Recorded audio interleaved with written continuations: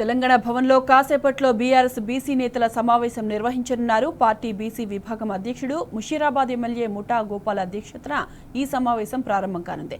రాష్ట్రంలో బీసీ కులగణన, స్థానిక సంస్థల ఎన్నికల్లో బీసీలకు 42% రిజర్వేషన్లు అమలు సాధనపై భవిష్యత్తు కార్యాచరణపై చర్చించనున్నారు. పార్టీ వర్కింగ్ ప్రెసిడెంట్ కేటీఆర్ హాజరై పార్టీ నేతలకు దిశానిర్దేశం చేయనున్నారు. దీనిపై మరింత సమాచారం మా ప్రతినిధి లివిల్ అందిస్తారు. లివిల్ చెప్పండి, తెలంగాణ భవన్లో బీసీ నేతల సమావేశం ఏ టైంకి స్టార్ట్ అవుతుంది? ప్రధానంగా ఈ సమావేశంలో ఏ అంశాల గురించి చర్చించే అవకాశం ఉంది? అప్డేట్స్ ఏంటి లివిల్? ఉదయం 10 గంటలకు ముఠా గోపాల్ ఎమ్మెల్యే ముఠా గోపాల్ అధ్యక్షతన బీసీ సంఘాల సమావేశం ప్రారంభం కానుంది. దీనికి బీసీ ప్రజాప్రతినిధులు అందరూ కూడా హాజరవుతారు. దాంతో పాటు బీఆర్ఎస్ కేటీఆర్ కూడా హాజరవుతారు. ఇప్పటికే బీసీ రిజర్వేషన్లపై బీఆర్ఎస్ పార్టీ పోరాట పట్టింది. 42% రిజర్వేషన్ కల్పించాలని చెప్పేసి వివిధ రూపాల్లో నిరసన వ్యక్తం చేస్తుంది. నిన్న సీఎస్ను కలిపి స్థానిక సంస్థల ఎన్నికల్లో 42% వాటా కల్పించిన తర్వాతే ఎన్నికలకు వెళ్లాలని చెప్పేసి ఆ మండలిలో ప్రధాన ప్రతిపక్ష నేత మన్సూర్ ఆధ్వర్యంలో నిన్న సీఎస్ కలిశారు, వినతి పత్రం సమర్పించారు. కామారెడ్డి డిక్లరేషన్ యథావిధిగా అమలు చేయాలని చెప్పేసి కూడా పట్టుబడుతున్నారు.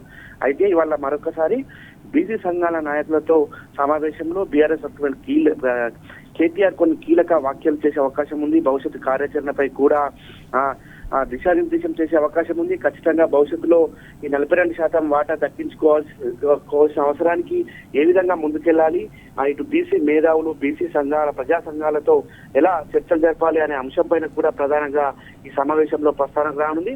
అయితే 42% రిజర్వేషన్లు కల్పించిన తర్వాతే ఎన్నికలకు వెళ్ళాలి. అయితే అంతేకాకుండా ఈ బీసీ రిజర్వేషన్లు సంబంధించి అసెంబ్లీలో పెట్టారు, అసెంబ్లీలో కూడా పెట్టడానికి తప్పనిసరిగా ఉందని చెప్పేసి బీసీ సంఘాలు ఇటు బీఆర్ఎస్ పార్టీ ఆరోపిస్తుంది. మొన్నటికి మొన్న బీసీ కమిషన్ చైర్మన్ నిరంజన్ సైతం దీనిపై అసహనం వ్యక్తం చేశారు. ఇది తప్పనిసరిగా ఉందని చెప్పారు.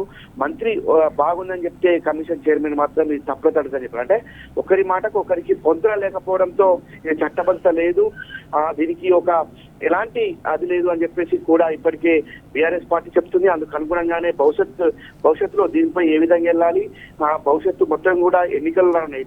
ఎంపీటీసీ జెడ్పీటీసీతో పాటు సర్పంచ్ ఎన్నికలు రానున్నాయి.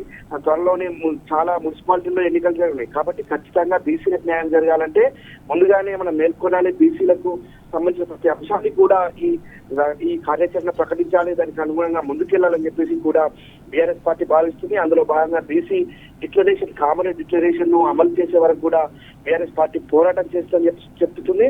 ఇటు అసెంబ్లీలో సైతం ఇదే విషయాన్ని ప్రస్తావిస్తే అక్కడ మైక్ ఇవ్వలేదు. కాబట్టి ఎక్కడైనా బీసీ నేతలతో పాటు ఇంకెవరు హాజరవబోతున్నారు? బీఆర్ఎస్ పార్టీకి సంబంధించిన బీసీ ప్రజాప్రతినిధులతో పాటు పలువురు బీసీ సంఘాల నాయకులు కూడా హాజరవుతారని సమాచారం ఉంది. దీనికి కేటీఆర్ అటు ముఠా గోపాల్, మధుసూదనాచార్యతో పాటు పలువురు నాయకులు, బీఆర్ఎస్ నాయకులు దిశానిర్దేశం చేయనున్నారు. బీసీ మేధావులతో ఇప్పటికే చర్చలు చేస్తారు. ప్రజా సంఘాల నాయకులు కూడా దీనికి మద్దతు ఇచ్చే అవకాశం ఉంది. ఇప్పటికే బీసీ సంఘాల నాయకులంతా కూడా పలువురు రౌండ్ టేబుల్ సమావేశాలు ఏర్పాటు చేశారు. దానికి బీఆర్ఎస్ పార్టీ ప్రధానంగా ఆహ్వానిస్తున్నారు. బీఆర్ఎస్ పార్టీ మద్దతు ఇప్పటికే తీసుకున్నారు కనుక ఖచ్చితంగా ఇవాళ కూడా బీఆర్ఎస్ పార్టీ బీసీ సంఘాల మీటింగ్ కు మరొకసారి కూడా బీసీ మేధావులు, బీసీ ప్రజాప్రతినిధులతో పాటు బీఆర్ఎస్ పార్టీకి సంబంధించిన కీలకమైన బీసీ నాయకులంతా కూడా దీనికి హాజరుగానున్నారు. కాంగ్రెస్ పార్టీ మోసపూరిత కుట్రను, కాంగ్రెస్ పార్టీ బీసీలకు చేసిన మోసాన్ని ప్రజల్లోకి తీసుకెళ్లే విధంగా ఈ కార్యాచరణ ఉంది. దీనికి సంబంధించి బీసీలకు సంబంధించిన గతంలోనే బీఆర్ఎస్ పార్టీ తమిళనాడుకి వెళ్ళి అధ్యయనం చేసింది. తమిళనాడు అధ్యయన నివేదికను కూడా తయారు చేసింది.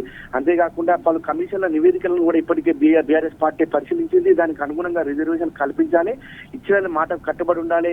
ఇప్పటికే అనేక హామీలు ఇచ్చారు, ఏ ఒక్క హామీలు పెట్టుకోవాలి. బీసీలకు సంబంధించిన హామీ డిక్లరేషన్ కూడా మీరు తుంగలో తొక్కితే ఖచ్చితంగా మా భవిష్యత్ కార్యాచరణ ఉంటుందని చెప్పేసి బీఆర్ఎస్ పార్టీ హెచ్చరిస్తుంది.